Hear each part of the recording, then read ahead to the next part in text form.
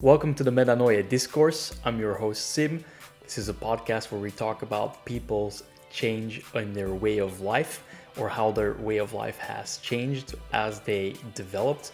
And in this episode, I'm presenting Trym Syversen to you guys, someone that I met here in Oslo through Instagram, actually.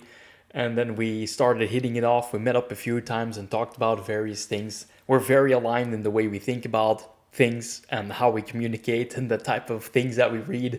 So they are philosophical inclinations, right? Help us along quite well, which is what you'll hear in this episode. Trym talks about his journey, and it has very interesting elements like using psychedelics as a means to improve and like get past certain hurdles that he had, and how the philosophical work next to that has helped him craft the life that he wants, but also change his understanding of things and his ability to change the or see the world rather in different ways.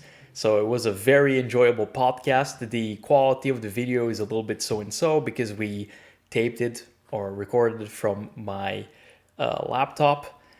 So that's something that I'll reconsider in the future for podcasts done in person. But without further ado, I hope you guys enjoy the episode and are back and forth. That's syncing. Okay, great. So today I'm joined by Trym. We've met through Instagram, and Trym is an holistic coach, just like me.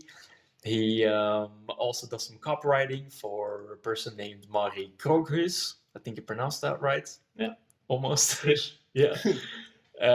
He also has an online store called Keto-on, Keto-on, Yeah. and has a brand called Gnist, which is doing like liver capsules and which Yes. will do more things in the ketogenic direction. Yeah. To a certain degree. So we're just gonna get right into it. So Let's do it. right, you're from Oslo, from the Oslo area anyway. Yeah. So talk to me a little bit about growing up in Norway and Oslo area. Yeah. All right. So I'm from a place called Bærum, which is just outside of Oslo. Middle class family. Had a very nice, comfortable upbringing in the suburbs outside of Oslo. And, there's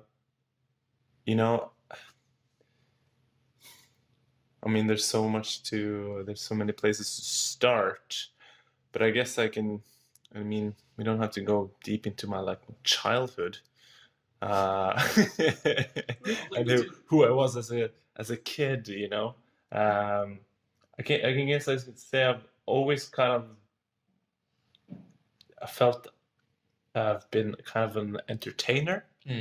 When I see back in my past, I was usually what they would call the class clown. Sure. But not in a. I was also a good student, so I was a class clown with but I was also very good friends with my teachers, so I had the class clown with a charm, you could say. And always had this kind of thirst for exploring and kind of testing my boundaries and seeing what's on the other side of the edge, maybe.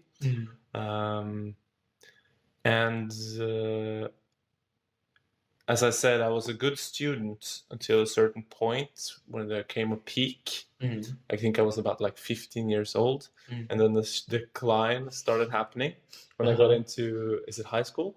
From 16 to 19? Yeah, well, probably in Norway anyway. Yeah.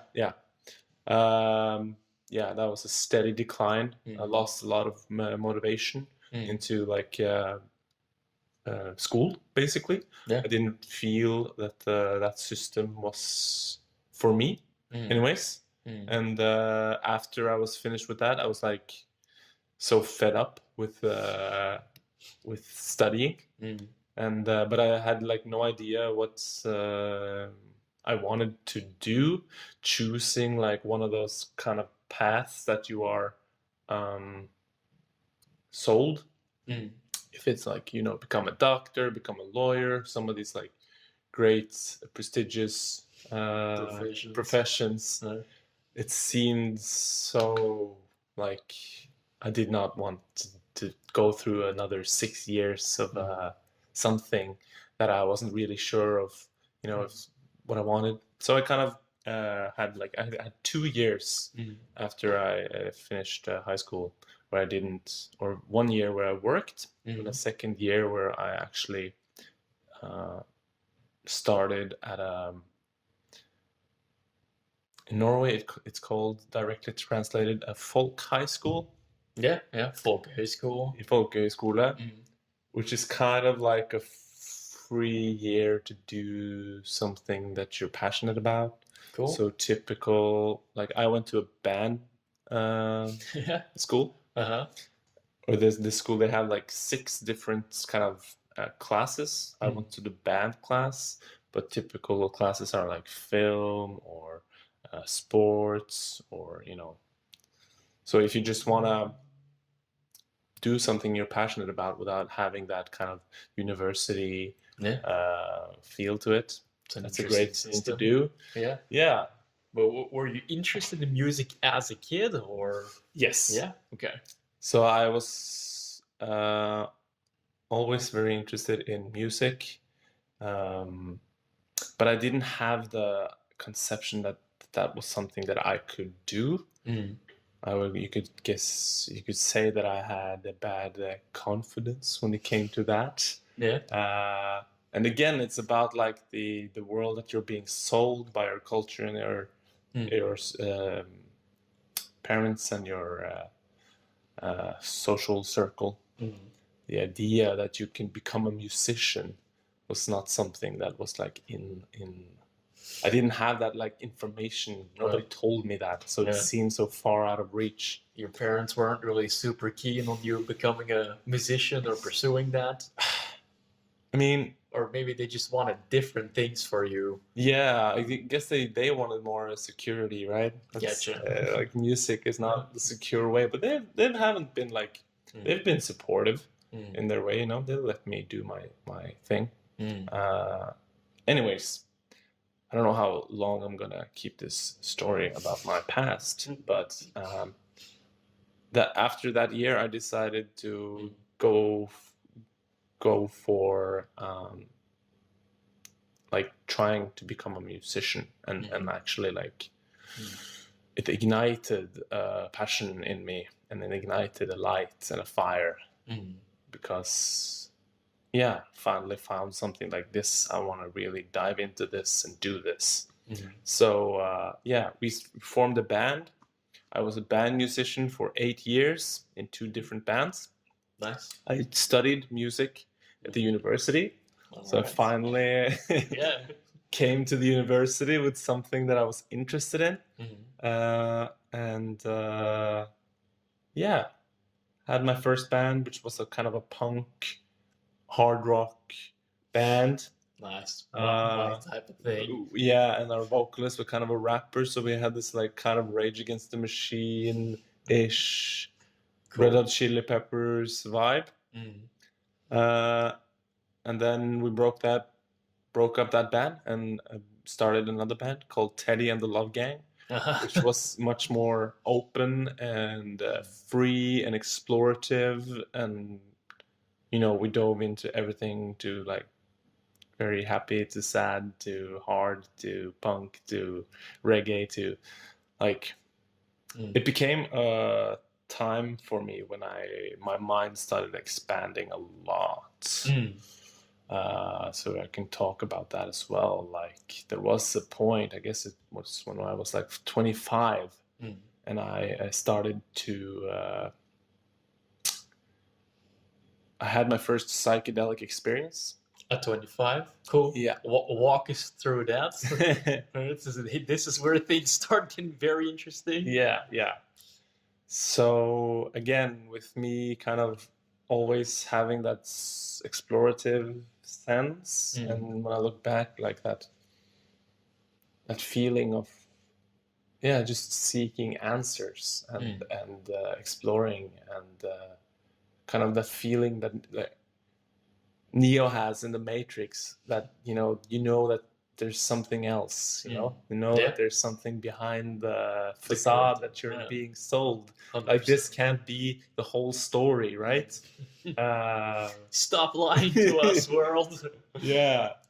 And that led me down, had some friends that had experimented with psychedelics, and I started reading about it, and I read the Doors of Perception by Aldous Huxley, which is a very famous kind of academic work where he writes about his psychedelic experiences, and realized that, okay, there's something very interesting here, and decided I wanted to try it. And me and a group of friends went out into the woods. I think it was April, and it was like very snowy, very cold. That happens here in Norway, by the way, that there's still snow in April here. Yeah. So there was actually the weather had like cleared, and the snow had cleared, and we were like, awesome, it's gonna be like a spring time in the woods. But like the day before we went out, like there was a meter and a half with snow that just like and we decided to say, you know what, fuck it, we'll just bring some extra clothes. We've been preparing for this for like 2 months now. We cannot stop. So that was a very interesting trip, which became kind of like a survival trip as well as my first psychedelic experience. All right. So it was very primal. We did mushrooms the first night. And that was, we sat around the fire and hallucinated and tripped. Tripping balls. Yes. Nice. In the Norwegian woods. Expanded our minds, and it was a very interesting experience. And then the next day we actually took acid.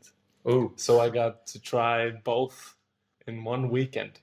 It's a graduation. It was a graduation, yes. Confirmation, and then that was a shift.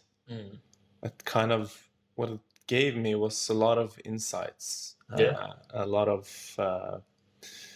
the sensation of being kind of connected to everything in nature. This becomes very abstract, but I don't think there is another way to explain the psychedelic experience, because it is a different state of being than your normal consciousness. Your consciousness is basically shifting into another kind of perception, right? So the language that we use in this normal mode of consciousness does not always suffice. Doesn't translate well to explaining feelings and differences of perceptions, right? Because language, although very specific and very precise, it's still very limited, right? If anyone is listening that's in a relationship, and you miscommunicate, it's generally because A, emotions are hard to explain, and B, we experience emotions very differently, even though we call them the same thing. So exactly. That's a one part of the why it's yes. And so this a lot of people like to say ego dissolution, where your kind of sense of self, that voice in your head that is constantly and comparing you to everyone, and looking back at moments where you may regret, or worrying about the future, and blah blah blah. That kind of turns off, and you suddenly feel that you are very, very present. Time is also a thing that changes, like your perception of time. So you become very aware of your surroundings and your present, right? There is no before and after. There's just like here and now. Again, this sounds woo-woo, but there's no other way to use, like, to explain it. Yeah. And also that connection to nature. And it's also a very interesting thing because it's like, it was also like seeing the world with a new set of eyes, seeing it for the first time. I feel in our normal state of consciousness, we have a lot of categories about stuff. Like, you know, when I would look at the trees, you see trees, you know, they're trees and they have this specific function and they look a specific way, right? They kind of get lumped into the same category. But when I saw the trees now, it was like seeing them as they were in a way, without the label that I've kind of usually put on it. And like, you know, you see some trees, oh, that's just some trees. But now it's like, what is that? You know, this was looking at it with a new set of eyes. And you could like I could sit and watch, you know, like the stubbe, or what's the word for that? Like a cut off tree. Yeah. So like what is that? Like a tree stump? Tree stump, exactly, where there's a lot of life happening. You can watch that for like 45 minutes, just like entranced, and see that spider, for example, and kind of become familiar with it. And okay, I'm not gonna go too much into this. Anyways, it also like what started happening to me after that experience was that a lot of shit came up from my shadow, you could say, if you want to use that terminology. I suddenly saw a lot of my ways from a kind of an objective or space. So I could see how I was programmed in a way. Yeah. Because you go through life and you grow up and you learn how to cope with this existence in very many different ways, and you establish a lot of different patterns, right? To cope. And then nobody teaches us that that's what's happening, right? Yeah. Yeah, that's but true. It is happening. So that was kind of the first moment when I was like, oh shit, I've been programmed in a certain way, and I'm living out certain patterns that are maybe not that good for me, that are maybe not in alignment with maybe the person that I want to be. So that started that process of like, okay, I think I have a lot to work with here. You know, I'm a fucking mess. Holy shit. The way I treated myself, the way I treat others, and I mean, I was never like a bad person or anything, but just small things. And I think that was the first initial step towards becoming a more aware, self-aware, and healthy individual. It started me on this like spiritual journey to become a better person. Yeah. Because in that idea that by becoming a better person, you would live a greater life, you know, and that's, I think, that's what we all want, right? And so, that was the shift. And then a couple of years after that, I still played in that Teddy and the Love Gang, my band.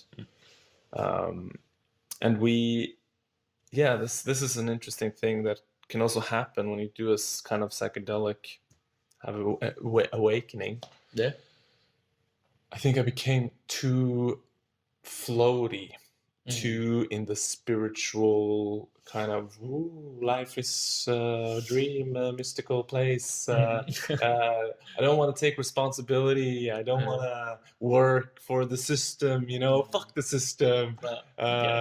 It's very like new age. New age, very new age, very into like conspiracy theories, about 9/11 and all of that stuff, and kind of like hating a lot on the man and the system and all of that, and just wanted to create music, right? So and that can take you to I feel like everything needs to be in balance. I think in that sense I moved way over to the edge part of like a specific polarity, for sure, which was unhealthy, in a way. So but that was a big lesson for me as well. And it happened that I suddenly didn't have any money, and I've been not snitching, that's the wrong word, like snylta. What's that? Like talking behind people's backs? So no, like getting money from my parents. They helping me out. Sure. They're like, oh shit, no, I don't have any money. It's a bad spiral. So I had to get some work. Started working at a bar. Sure. Yeah, because I'd never done that, and I like partying, and I like people and blah blah blah. And what happened was that I worked 5 days a week. Which bar was it? It was Café Sør. It's at Youngstorget. Okay. It's a pretty intense place, very full in the weekends, and you work until 3, and then it's open until 3, and then I think we've finished around 6, sometimes 6:30, right? And it's also a cafe in the day, right? So I would have 1 week of like shifts from 10 till 4 in the day, and then the next week I would have like from 11 to 7, in the morning. And at that time I didn't have really any idea about the food and nutrition. I would eat whatever, I've never had I never put on weight, I could have eaten whatever and it wouldn't stick. So I didn't think that was a problem for me. I could eat whatever. I was also drink a lot because I worked at a bar, it's very usual that we also party like after closing, partying until 8, 9 in the morning. And I didn't play any music. I didn't have time. I didn't have the energy because the days that I was off, like the 2 days I had off in the week, I was just exhausted and I needed to sleep a lot and recover. And that when you just work and you don't do stuff that is meaningful to you, at least in my case, that kind of sent me into depression after 6 months of that activity. It was like very weird. I had these like sensations of kind of looking at myself from another point of view and just like not feeling that I was expressing myself. It was like a hollow thing that wasn't me. When I was talking to people, I wouldn't be able to remember like very easy words, and I wouldn't feel that I was actually expressing myself, which also kind of makes you more depressed, right? So it had started a pretty negative feedback loop, and then I came over this YouTube video with Dave Asprey. I think he called it "How to Make Your Mind Your Bitch" or something. He had some interesting like TED Talks and stuff like that. So for people that don't know, Dave Asprey, he's the Bulletproof guy. Right. So his entire brand is based around this concept of well, becoming Bulletproof, and then that's where Bulletproof coffee came from, and Yes. his entire, well, empire. Yeah. Where now it's supplements and coffees and Yeah. He's a lot also of the guy different that things. coined the phrase biohacking. Actually, Really? Yeah. Oh, that's where it came from. So Okay. he is the first guy that was like put that on the Certified map. biohacker. Yeah, Okay. yeah, yeah. There we go. So he's like an extremist, I would say, when it comes to biohacking and stuff. But it's, I don't know, that really it interested me. It piqued my interest, and he kind of also explained a lot of, like, his story was very similar to mine in the way that his symptoms was kind of the same way. Yeah. Like brain fog and all of that. Disassociation. And the memory, weak memory and all of that. And the low energy and all. Yeah. And so I was like, okay, cool. I want to try this. And I'm a guy that also is like, I have no problem like really jumping into things. Yeah. I think this was like December, early December. Christmas was around the corner, so I decided, okay, I'm not gonna start this right before Christmas. What I'm gonna do is like I'm gonna behave like the huge sloth in the Christmas, just like really eat all that I wanted and drink all that I wanted, and just like get my body to that bottom of feeling like shit, so that I would be motivated when the new year comes, right? So I bought my brain octane, my MCT oil, which is like his super fuel for the brain, and bought all of he's very into like buying everything ecological. So organic. Organic, I mean, organic. Ecological, like ecologisk is the Norwegian term. Yes, I sometimes switch those two. It's all right. So yeah, organic and like grass-fed meat. So I would just buy like the greatest quality of food. Yeah. And was jumped into the Bulletproof diet the 2nd of January, I guess. And day 2, it was like a light switch, just like that fast. Wow. Yeah, it was very fast, and I think that's because of that brain octane oil and the Bulletproof coffee. It was very efficient. Yeah. I could feel the energy right away, and I never felt that type of energy before. It's like discovering a new plateau of how much energy your body can have. But I guess it also had the like, because I had treated my body so bad for a long time as well, it was a big contrast, big contrast, exactly. And it just turned me on. It turned my brain on. It turned my body on. I started to, like 2 weeks after that, I started Brazilian Jiu-Jitsu for the first time. I got the motivation. I got the courage, you know, a lot of these things that are, your body needs energy to feel those positive emotions and to feel that motivation, right? Yeah. And my energy, when your energy system is not working, you know, that triples into how motivated you are and how brave you are to challenge yourself and to do new things. So now with my new energy, I was like, cool, I'm gonna try Brazilian Jiu-Jitsu. I've been wanting to do that for a long time. And that was also just another thing that I discovered that was like really empowering. And I'd never seen myself as kind of like I never dabbled into the masculine, the masculine arts, you could say. Yeah. I've always kind of seen myself as a bit of a weakling or a skinny dude. But now it's like fueled with masculine power as well, right? So I started doing that like 3-4 times a week. Ooh, nice. Yeah. And it just sent me from a negative feedback loop into like a very positive feedback loop.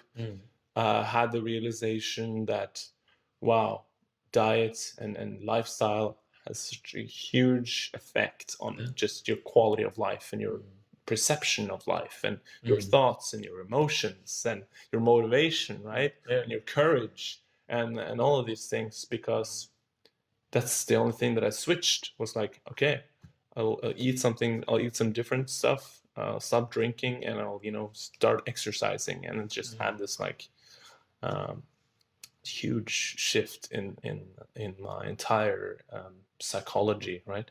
How long ago was that? That's 4 years ago. Yeah. Yeah, cool. Because like, even though you say that it's, you know, it sounds like it's so little for a lot of people, like those are already huge things, right? Like changing your diet for a lot of people, especially in Belgium. Yeah. Like not drinking is quite the thing. Yeah. And then of course like exercising, a lot of exercise, and that's almost regardless of like where you live. It's always seen like the more cardiovascular approach, like, oh, I'm exercising, so I run or I do something like that, instead of, you know, something like Brazilian Jiu-Jitsu that gets you strong and capable, right? Yeah. Yeah, that's like you were also focused on that's gaining the nervous system mastery or control, right? Which I think is a very healthy thing to incorporate. And I mean, running has that, of course, I guess, as well. To a certain degree. To a certain degree. But you don't have to cycle through a lot of these things like fight, flight, and freeze.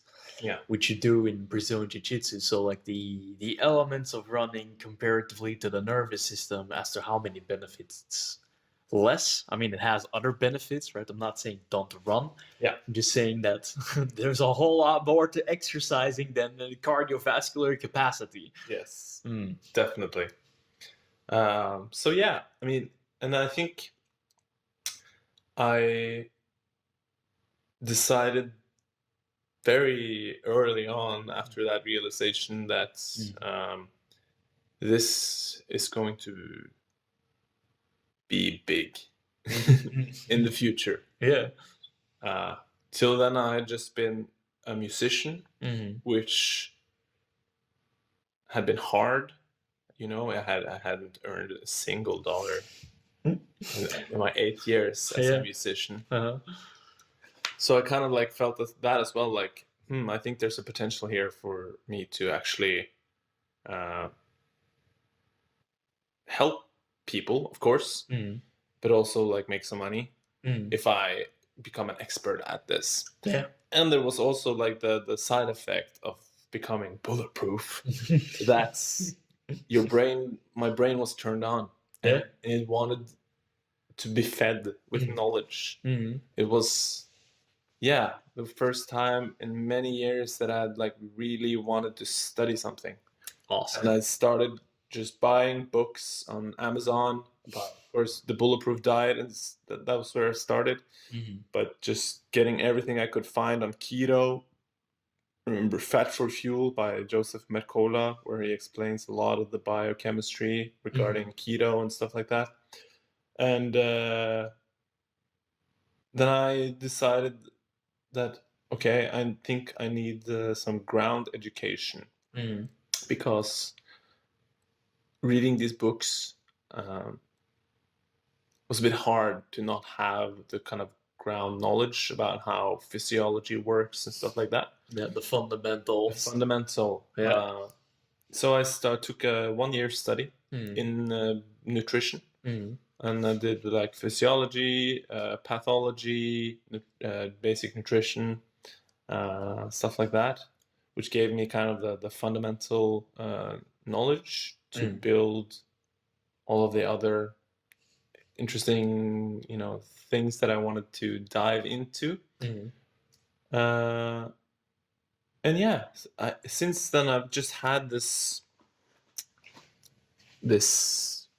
thing driving me, which is like,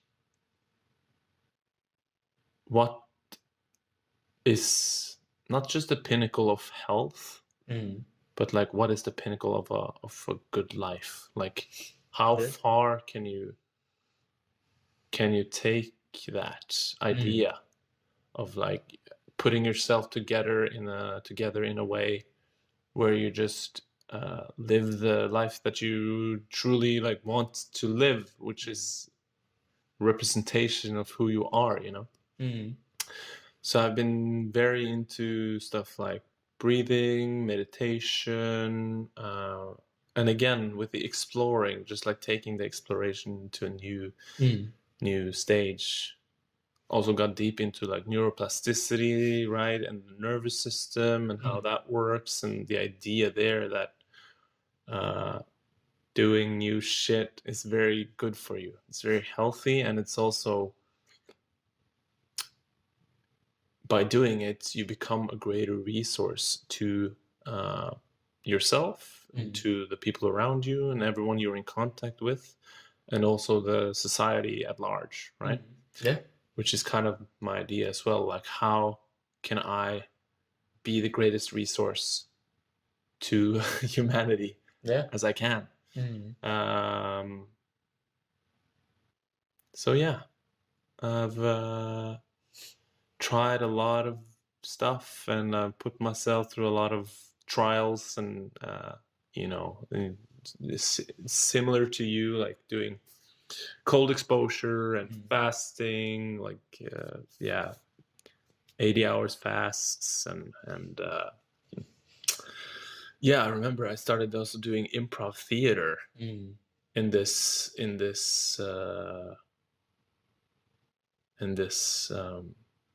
yeah, okay, let me just pull back 2 steps here, because at some point in this journey I also became very interested in psychology. Jordan Peterson was also kind of a big shift, actually. Because you already sort of awakened to the spiritual realm, right? Yes. With your psychedelic experience, but when you get to the psychology, connecting into these things, and the let's say whatever religion brings to the table, right? Because psychology, religion, philosophy, they're all interlinked. Yes. Right. So was that the first type of thing, Jordan Peterson's content, to kind of, you know, get back into that realm and kind of shatter that, like, a lot of those notions you might have held before? Yes, definitely. And he came with a lot of answers answers, but then those answers always create new questions, right? But he had a lot of answers to questions that I've been asking for a long time. And he had a couple of different functions. Like I said, with the whole being in a more new age kind of way. Without the responsibility. Yes, without, I would say it was more of a feminine state of being. And I lacked masculinity, like discipline, structure, planning, goal setting, all of that. It had started to shift when I started exercising and taking care of myself. Like, that was the start, but it really like kicked into gears when I dived into Jordan Peterson. And he gave me that religious context. And the idea of, or the I became more obsessed with morality. What it means to be a good person, and not just to be a good person, but because being that in that way would give you the greatest life, right? And it would have the greatest effect that you could have on the world around you. So striving for the ideal, right? Yes. That's very, I mean, Jordan Peterson, and I love him too.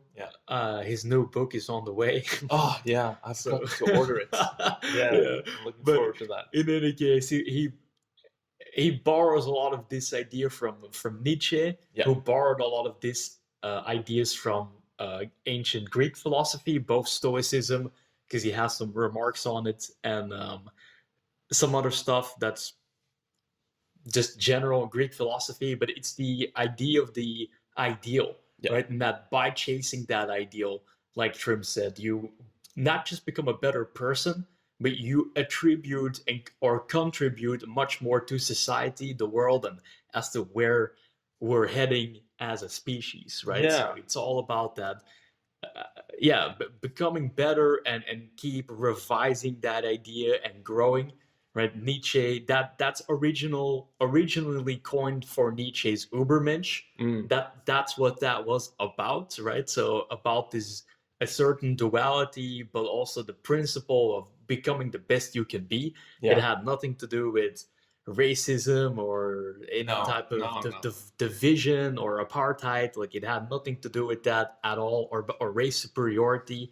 It had everything to do with becoming this more than a man, right? A superman. Yes. Which is, if according to the philosophers, according to Nietzsche, Jordan Peterson, that when you follow that path, you become something more. Yeah. Right. For the Stoics, the idea of the ideal was the sage, which was represented by Socrates. And that also meant that you would become more than a man. Yeah. Or you would become closer to the gods than to men. Yes. Right. So that idea of the ideal, just to give the context, right? It's very once that kind of seeps into your mind from whichever direction, can be a very powerful concept to drive you into a whole new paradigm of the way you live your life. Yeah. Right. It happened to me through Stoicism and through, like, Jordan Peterson added to that, and Nietzsche as well. But yeah, Trym is another example of how that comes together, right? I think for me, the biggest, like, Jordan Peterson was a catalyst, but he sent me down the path of Carl Jung, which I think he has said as well. Like 40% of his ideas is like Carl Jung. So the grandfather of psychology. Yeah, and the difference between him and Nietzsche is that Nietzsche with the Übermensch, or at least as I have figured it, or analyzed it, because I'm not gonna dare to say that I understand a lot of Nietzsche's ideas. It's because they're so complicated, and he's a very smart human being. But his idea was this with the death of God, right?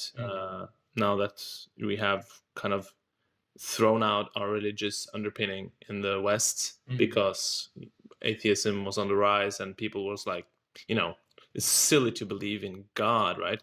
We are just like kind of forgotten what the whole idea was about, and kind of threw it off as this superstition thing. And his idea then, that now that we didn't have an ideal, you would have to make our own ideals, right? We have to kind of create those ideals ourselves. Exactly. But the thing that Jung criticizes his idea, and what he brings forth, is the idea that we cannot create these ideals ourselves. Like, these ideals are printed into us. It's like biologically printed into us. The archetypes. The archetypes, exactly. And we see this this is what religions have been trying to depict cross-culturally.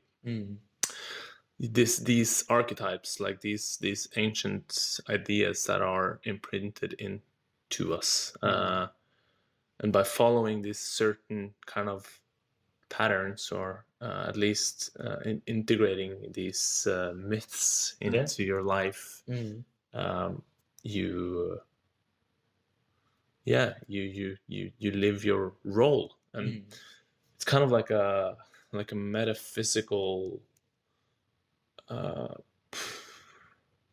don't know, like blueprint. So I think where Trym is going with that is seeing that these archetypes, according to Jung, and it feels that way anyway, right, are biologically imprinted. They do provide you with a certain type of structure, as we would say, a blueprint of a way of being, but also a certain morality, right? A certain responsibility, a certain code, right? A code of conduct, because the king archetype, right, is the ruler of his subjects.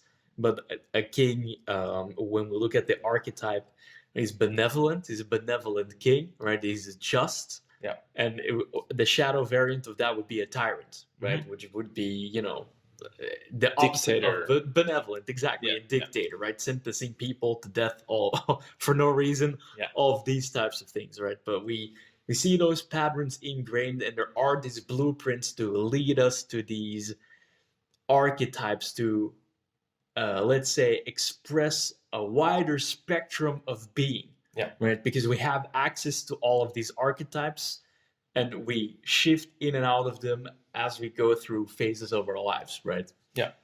And the kind of archetypal story that I like to use as an example to kind of get people into the idea of archetypes, and that is an archetype that I kind of, or archetypal pattern or story that I have integrated into my life, and which has made my life into a living adventure, I would say, is the idea of the hero, right? The hero myth. The hero's journey, exactly. Joseph Campbell has a lot about that as well.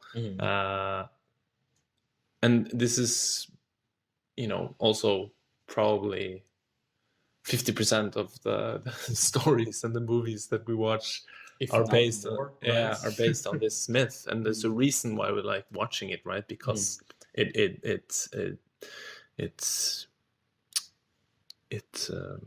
awakens something in us, something ancient, something beyond our conscious, and you can see even kids like lighting up when this hero comes, and he kind of goes on this adventure, right? He goes through struggle, he goes through tasks, and fights ogres and have and then there's always like the dragon, the story of the dragon, when the hero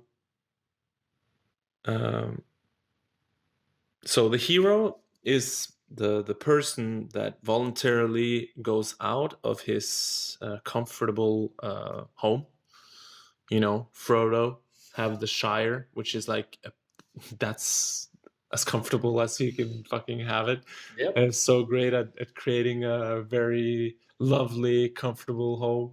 The Shire, who wouldn't want to live there? Who decides to go out of that in order to basically go into the unknown and fight the dragon of chaos. And what happens when you fight the dragon? The dragon is always, sitting on a bunch of gold. And the idea there is that whenever you go out into the unknown and you do something that is difficult, or you defeat an obstacle, you could say, there is always gold to be found. There's you will become stronger. You can take that gold and you can build a broader town, and that's the way I feel. I have those battles all the time. That is life. And when you wake up, it's like you can choose to be a hero, or you can choose to hide. You can choose to try and hide from the dragon. Try and hide in your village. But the thing, and this is what they figured out in this, and what they describe in these myths, is that when you hide from your responsibilities, and when you hide from the dragons in your life, the dragon will eventually swallow you. It will envelop you. It will burn your city down, right? So you better build up some courage and go out and face the unknown, because the world is becomes much more of a scary place when you don't do that, basically. 100%. And it definitely, like, looking back at your journey and like how things have gone, right? It takes courage and going into the unknown to become a coach, right? And Yeah. to give people these ideas initially from your paradigm shift into nutrition, right, with the bulletproof diet and the experiences you've had with jiu-jitsu and how these things have changed you. Yeah. Right. So talk to me a little bit about how starting as a coach was, and then we can already see what led to the idea, but how was that execution? Yeah. So ever since I started with the bulletproof thing and had that realization, I decided that I was gonna become a coach at some point. I was gonna help people kind of have the same realization, right? Because it was so simple and it had such a huge effect. So at some point after my studies and after I felt that I had gained a lot of knowledge, because there was not many people that was aware of the ketogenic diet, which was what kind of the bulletproof diet is, a sort of ketogenic diet. I decided to start a blog. That was my first step. And I started my blog, which I decided to call Butter Jesus. And walk me through how you came up with that. Yeah. Okay, so when you start eating ketogenic, for the people that are not aware of this, a ketogenic diet is high fat, low carb, but it's a very strict low carb. So you only eat like 5% of your calorie intake is carbs, which means like 15 to 20 grams each day, which is very low. And then your 70 to 75% of that calorie intake is now fats. And so butter is a very healthy fat, at least in my case. Some people don't tolerate it, but I love it. And my body loves it. And so I would start putting butter on everything, just to get enough fat. And I would have butter in my coffee, like I said, the bulletproof coffee, which is now it's more like in the norm, I guess, at least a bit more. A bit more, yeah. It has its... People have heard about it. Yeah. Like 4 years ago, nobody had heard about it. I didn't know anyone that was on the ketogenic diet. And so whenever I, told people about it, they would, and my friends would laugh and make fun in a camaraderie way. And I had this one friend, which is a comedian. He started calling me Butter Jesus because I had started getting my long hair as well. And he just, one day I just came into the living room where they were sitting, and I was like, "Hey, Butter Jesus," and I just thought it was so funny. And you were like, "Now I'm gonna own it." Yeah. So in Norwegian, it's smørjesus. Yeah. And it's really funny. It's also a good logo. Somebody did a really good job on that. So every time, like, when I found Trym on Instagram, that was the first thing that stood out. I had to laugh so hard. I was like, this is the best. Like, I couldn't believe it. It was just like, okay, this is the most genius marketing move I've ever seen. Yeah. And there was something about that name that was just like, when I asked people about it, they would either like, "No, are you crazy?" or like, "Yes, that's a genius name." So it woke emotions, and it also just gave me a lot of ideas, which to me I think is a sign that you have a good name for something. Is when it just like starts popping ideas. I will remember the same was when we started Teddy and the Love Gang. We had probably been through 5,000 different band names trying to figure out what it was. And then we found Teddy and the Love Gang, and it just started this, like, ideas would just like poof, poof, poof, poof, and we're like, okay, we got something interesting here. So yeah, Butter Jesus, in the idea that I will, of course, eat a lot of butter, but that I also kind of been, or I guess the Jesus thing actually kind of came a little bit later. So that was you could call it synchronicity maybe, that I've become a bit obsessed with Jesus, like you said, which is the Christian ideal, in the Bible, in the biblical ideal, and then which Jung also talks a lot about as kind of the ideal man, the symbol of the ideal man. But I started my blog, Butter Jesus, and I've always been, like I said, I had that entertainer part of my personality. So people liked the way that I expressed myself and formulated a lot of these ideas.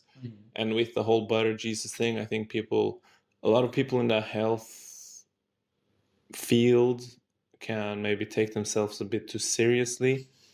So I wanted to, just have a little fun and be more, have a little bit more fun with it and not take myself too seriously. And I think that's a very good formidling approach. Yeah, a way to convey knowledge for people to add some humor. Yeah, for sure. Yeah. And so I started with a blog and started just like getting my ideas and my knowledge on paper or on the web. But and then there was a point that I went to a coach actually to like take that next step into like how to coach people. Cool. Yeah, so I did a 3-month coaching with a guy that kind of taught me that process. And also a lot of like, just the business side of it, how to sell and market yourself and all of that. And, after that, I think it was 2 weeks after that course, I got my first client. Nice. It was very interesting. I think I learned a lot, We always do with the first client. Getting pushed in the deep end and just going like, okay, I thought I knew how to swim. Yeah. But barely keeping my head above water. Yes. So she was not satisfied in the end. It actually ended in a pretty like, bad way, or she would. I'm not going to go into that, but a lesson learned, a lot of lessons learned. But I was also like, I had that idea that you will have to go through that. There's so many failures you have to go through in order to understand like how you do something like that. Like coaching becomes a very intuitive thing.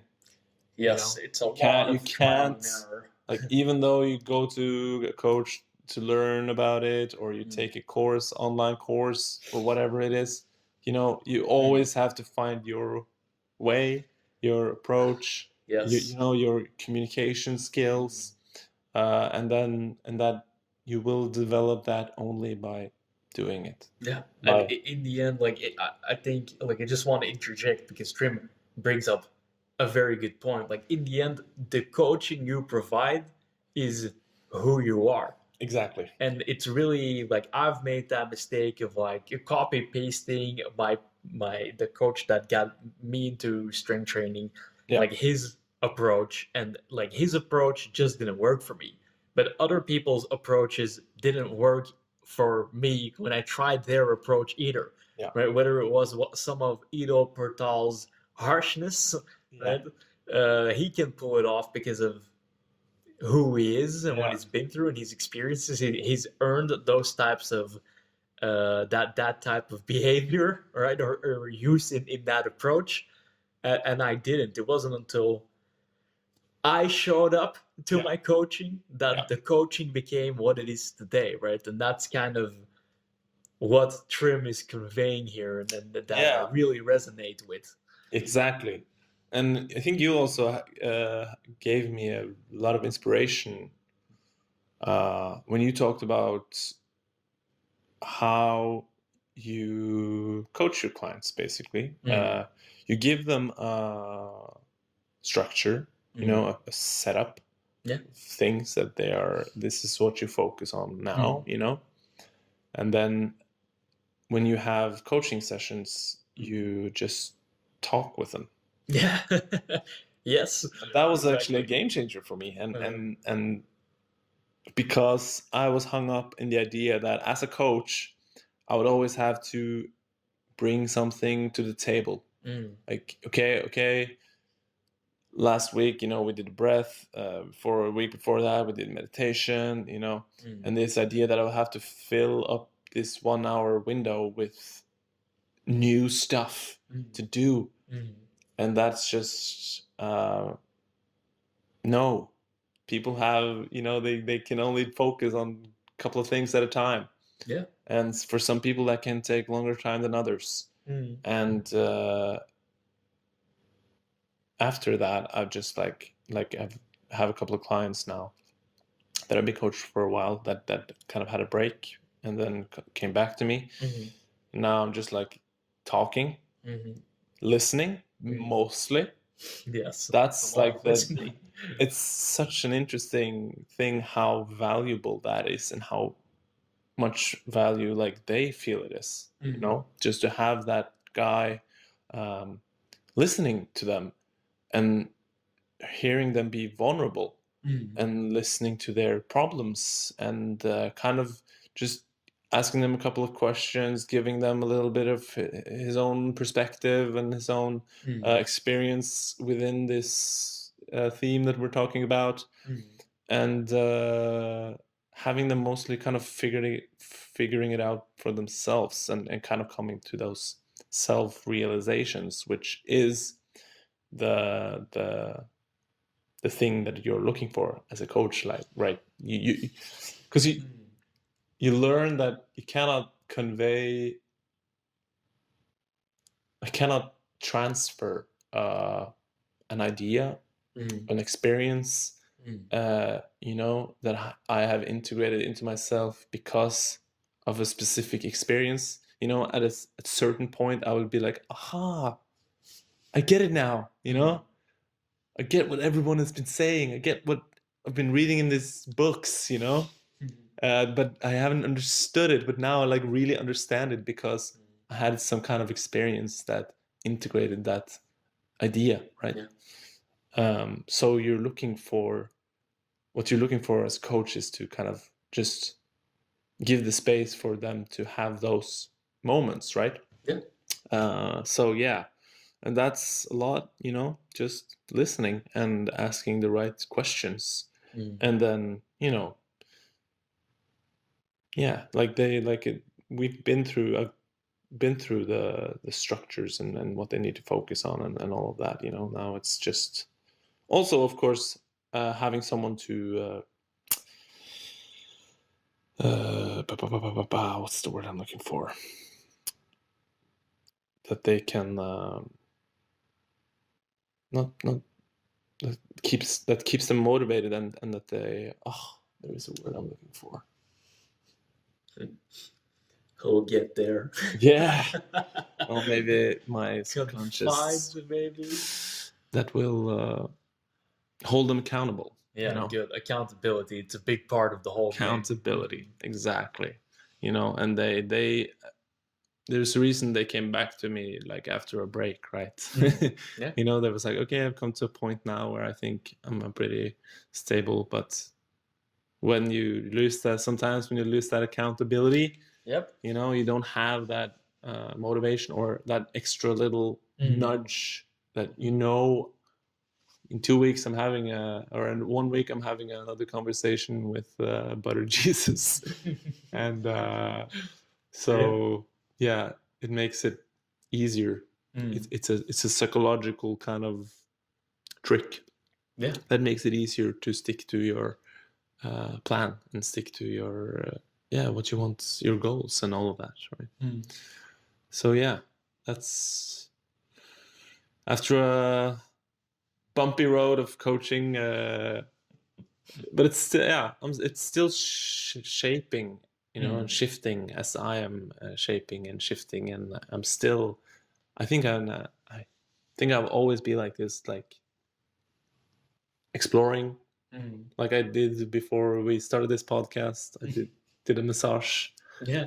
I just learned, Chinese medicine and massage. So Trym gave me a Chinese medicine massage before we started this podcast, Yes. and it was very good. Yeah. So it was a really, really good experience. My legs felt very different afterwards. Alive is the best wording I could give him, or description. Yeah. And that's, I mean, a part of the whole thing of exploration. It's not just something that you give to your clients, but you become something more. Yeah. Right. So with new actions, the self integrates them, and you are different per experience. Yeah. If you never experience something new, you would always remain the same. Yeah. Right. And if you experience new things, then per experience, depending on the intensity, duration, and size, right, it would change who you are as a person. Right. Experiences change you, and as a result, they change right things around you, your environment, your coaching in this case. Exactly. Yeah, because as you said, like the coaching, you are the product, right? So whenever you're shifting, that will also shift. And that's a big thing about the whole my obsession of exploration is like, whenever you encounter something new, that is also a new encounter with yourself in a way. And there's always a lesson, like you get to know yourself in some way, because there will be certain triggers that go off that are new whenever you try something new, like try a new sport, or try a new dance, like go into a salsa course, or trying to start to juggle, or you meet a new person, or you start a new relationship. Like these will always be new meetings with yourself. To me, the interaction with the world is also an interaction with yourself in a way. And I think Jordan Peterson, of course, he talks about this, like your epigenetics, like your the genes. There are genes in you that are just waiting latently to be switched on, that have not been switched on yet. And they need specific information to be switched on. Yes. So when they come in contact with that information, right, a new experience, or a new way of living, a lifestyle, right, then boom, and here you go. Yeah. Right? These epigenetics turn on, and then they actually create new proteins. So that's the interesting thing. Like you become something new, yes, psychologically, but also like biologically. There's now a new protein, or a new structure that's like built into you.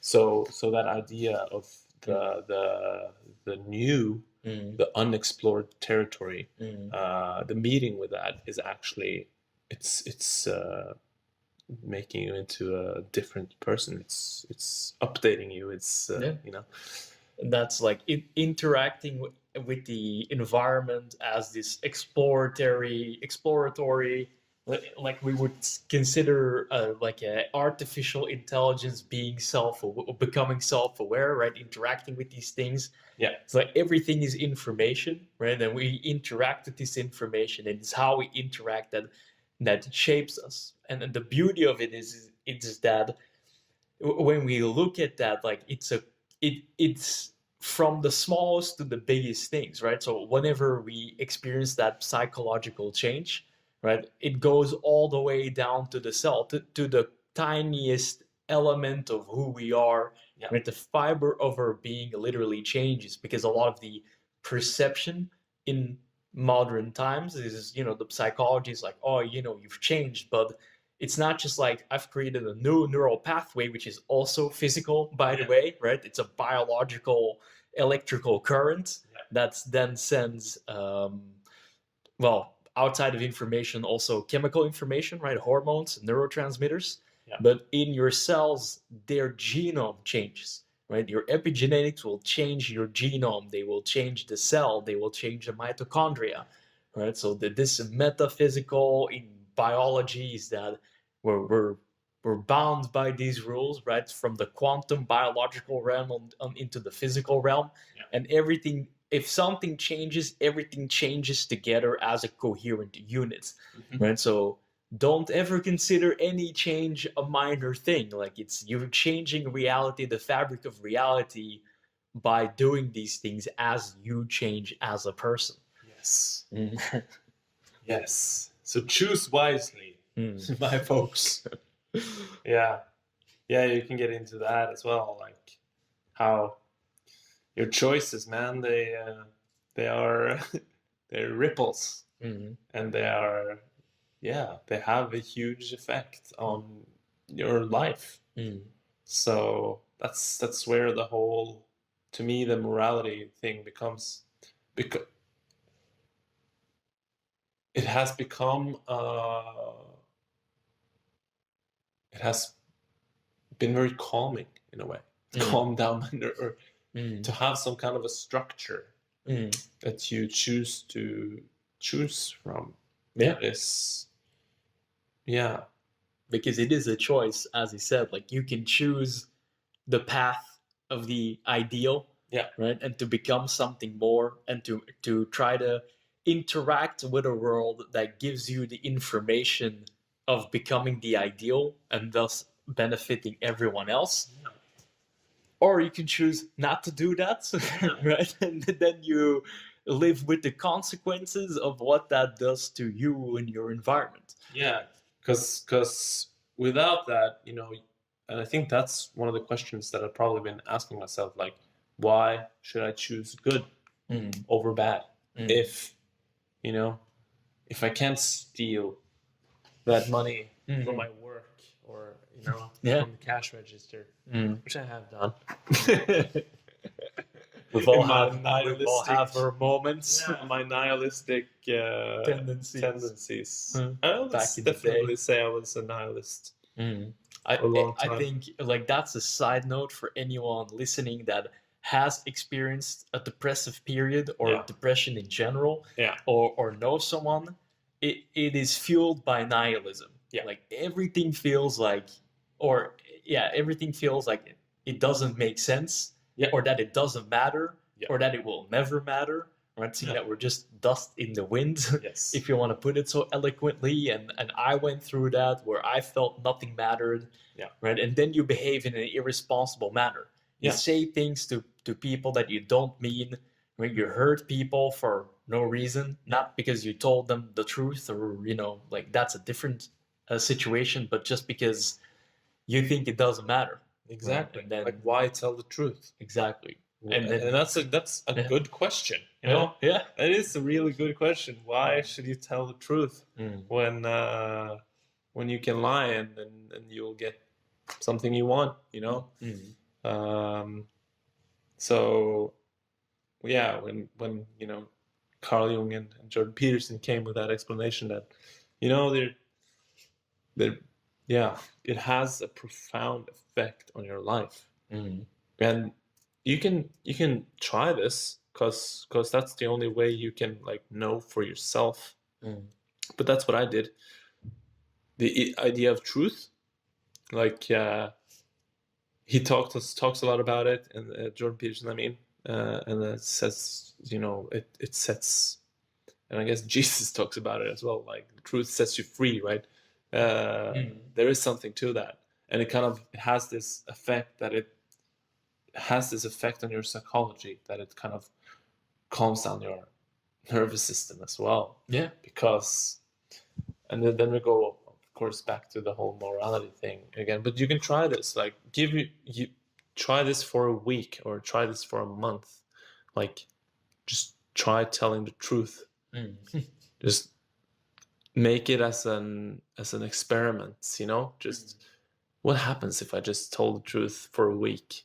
Because to me at least, and that's a lot of other people have the same experience, like when you start telling the truth, it has a profound effect on your life and so your psychology, because you won't have those that conscience in your back of your head nagging you when you go to sleep because you didn't say this or you're blah blah blah.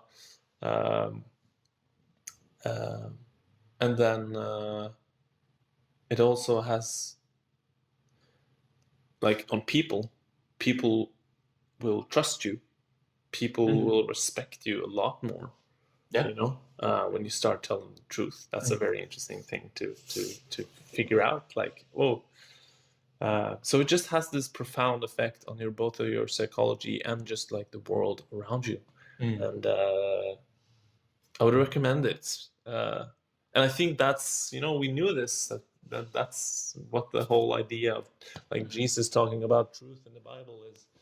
You know, it has an effect, like a kind of, it has an effect on the material world, you know.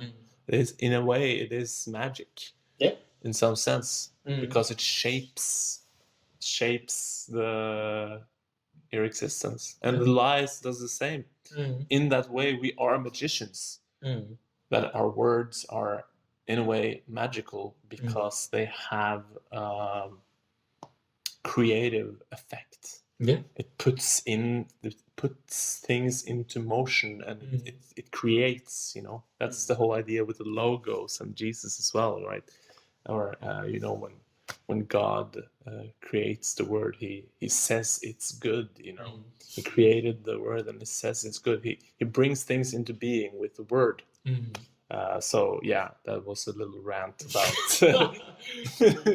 it just comes to show that like a lot of these things that both Trym and I use in the coaching, right, they just come from whether it's religion, whether it's psychology or philosophy, and wherever they come from, Jung, Epictetus, Jordan B. Peterson, right, is that you use these things into the coaching, right, which is why we use the term in the beginning, holistic coaching, because we think of things as the integrated organism integrated into the universe, right? And we try to give these things back to people, right? All these things that we know and that we've been taught, but we don't do because for whatever reason, sometimes it's because society kind of either dismisses it or dissuades you from doing so, right? It puts a price on, or a bigger bounty or reward on lying than truthfulness, right? So then it's hard.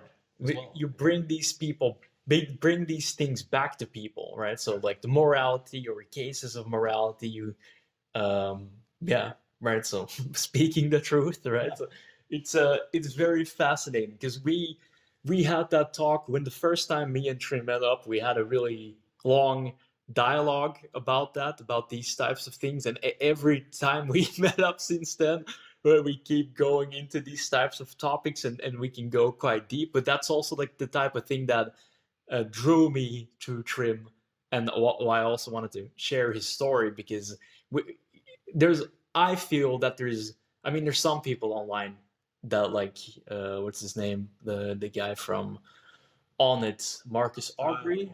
Aubrey Marcus.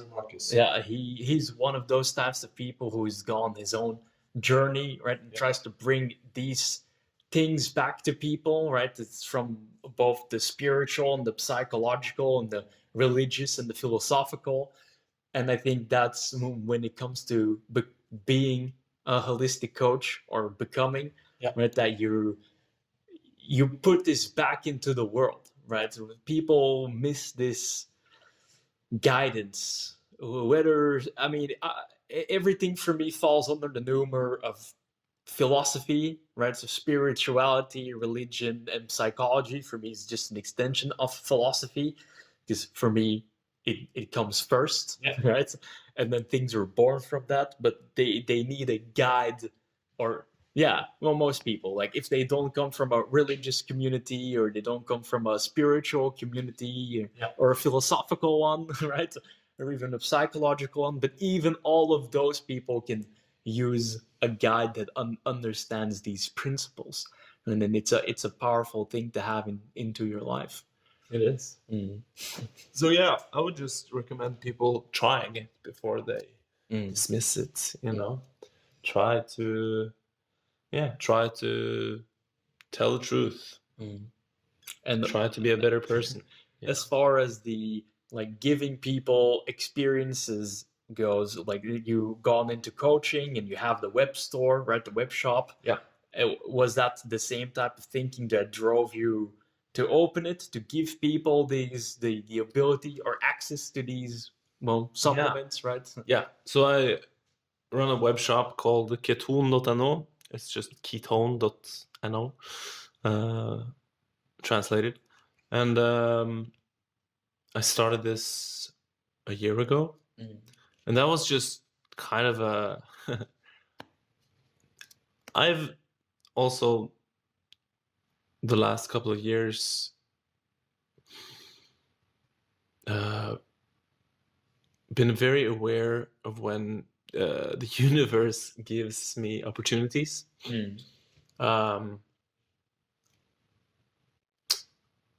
To just jump onto those opportunities when they arise. I'm not. I would call myself very much a yes person. So I've been actually working on not trying to say more no, because I get too much shit to do, which stresses my nervous system. Anyway, I was going to, or I'm not going to give the story. I started this. Right. Okay, I'm going to give the story. Sorry. So Keto-on is a web shop that sells ketone supplements, MCT oils, keto bars, stuff like that. That's relevant for anyone who is on a ketogenic diet. And the guy that I started it with, I was actually initially having a meeting with him to see if I could be an affiliate, because he had started a shop before I came into the picture. And the same day he had actually decided to close down the shop. Yes. Okay. Yeah, because he had too much on his plate, and he didn't have the capacity to run it. And we sat there, and we got some ketones into our system, and we are very on par with everything, most things, at least when it comes to like health and stuff like that. Most like you and I. And we just decided that I was going to join, take 50% of the company, and was going to like be the guy that runs the shop. And so we started that because to give people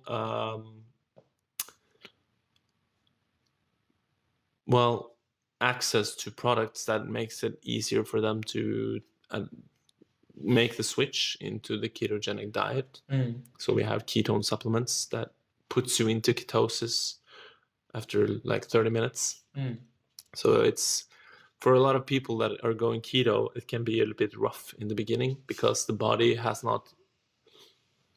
I mean, we could talk about keto, but then that would be another rabbit hole to jump down into. But the body is not used to basically burning fat as energy, so it can have a bit of what people call the keto flu, which is kind of a flu. Yeah, similar symptoms to the flu, but it's because your body is now shifting the way it's producing energy. Anyways, we started that, giving people that possibility, which is it's a very cool products that have positive effects. Now we have decided that we want to create our own products, because a lot of the products, there are some ingredients that we are not that we don't feel are completely optimal, or that doesn't fit our way of viewing health, maybe. And in the Norwegian market as well, there is no one that is like low carb, keto friendly foods. Is not easy to find, and so that's the market that we want to fill. Our first product was released a couple of weeks ago. It's the liver capsules. It's the first one on the market in Norway. It's basically liver from grass-fed young cows, which is freeze-dried and put into a capsule. So it's the combination of real food and supplement, kind of, because it's not a synthetic supplement. It's actually real food, but it's in a supplement form, because people are usually not very excited to eat liver these days. We have forgotten to eat liver. And people are very, shy when it comes to eating liver. So getting it into a capsule form is a good solution for people. And we also want to create like waffle mixes, bread mixes,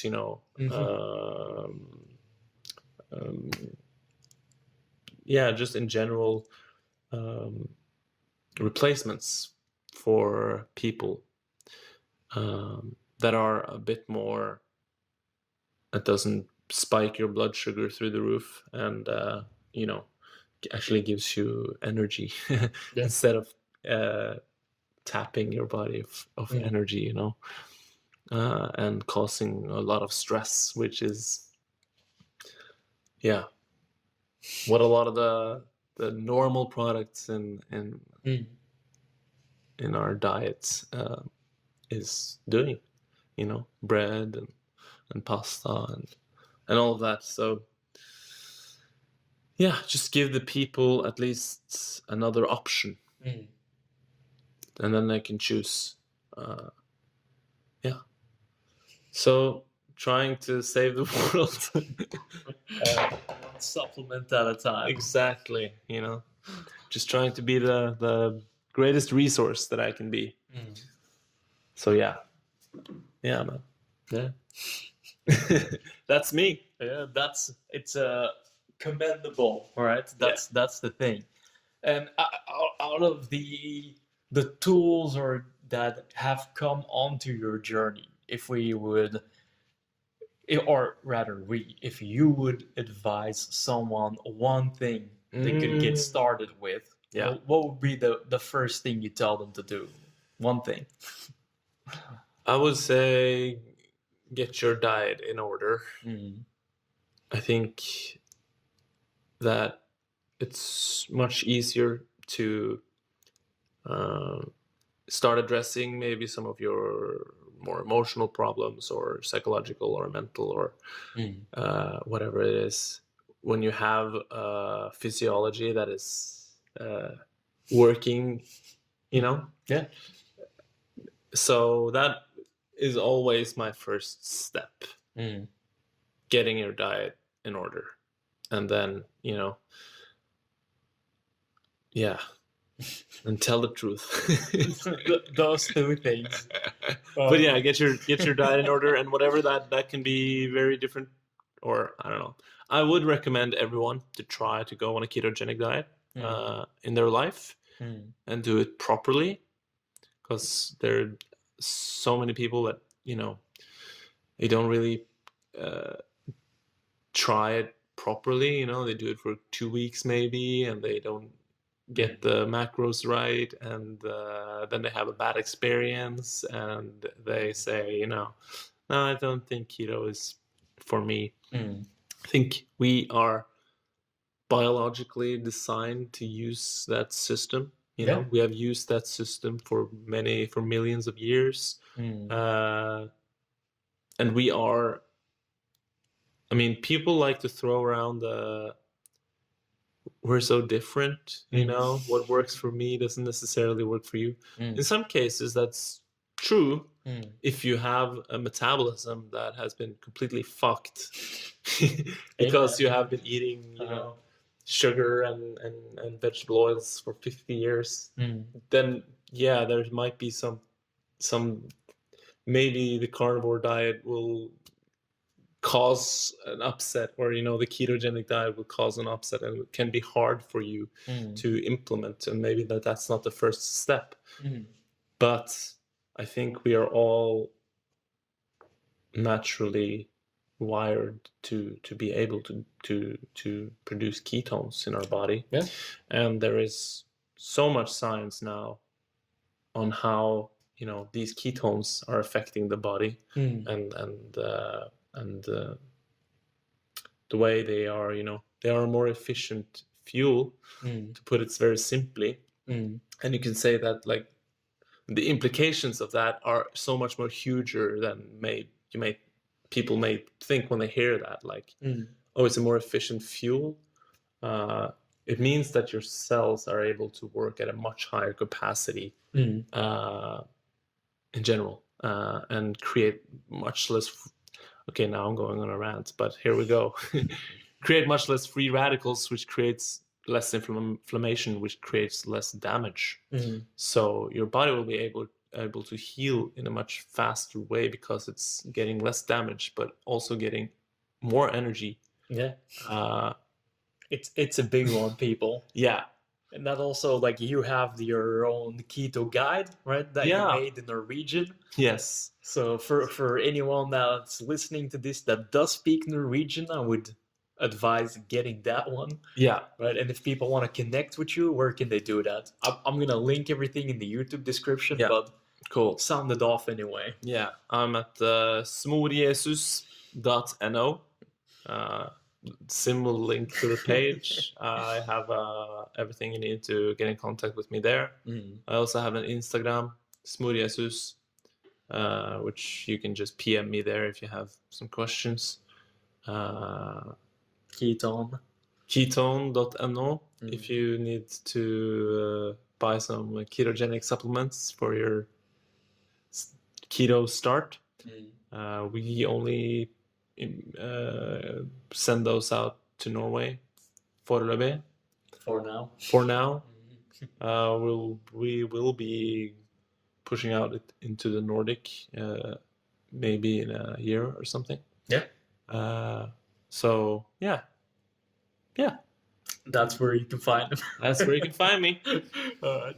Thanks for coming on the show, brother. Thank you. Thanks for inviting me. My pleasure.